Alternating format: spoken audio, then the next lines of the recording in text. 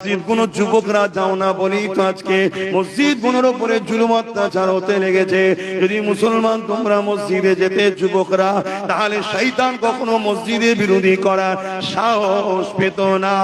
এ যুবকেরা, তরুণেরা, আল্লাহ নবী নবী দয়া নবী যখন দুনিয়া জমিনে আসলে ইনসাফের কথা বলতে লাগলে, ইনসানিয়তের কথা বলতে লাগলে, মানবতার কথা বলতে লাগলে, গরিবের কথা বলতে লাগলে।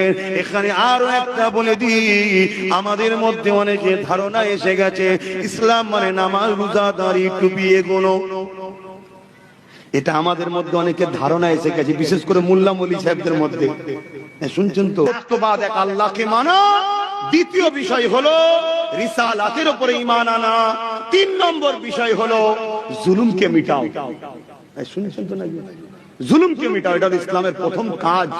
আর বাকি যেটা আল্লাহ রাসূল, ওটা হলো চাকরি। চাকরি পাওয়ার পরে প্রথম কাজ হলো কি? জুলুমকে মিটাও, অন্যায় মিটাও। আমার নবীর দরবারে এক ইহুদি ধর্মগুরু, ইহুদি আলেম এসেছে। এসে আমার নবীকে বলছেন, বলো তো ইসলামের সবথেকে ভালো কাজ কি? আল্লাহর নবী বললেন, খোদার তোকে খানা খাওয়ানো। জোরে বলুন সুবহানাল্লাহ।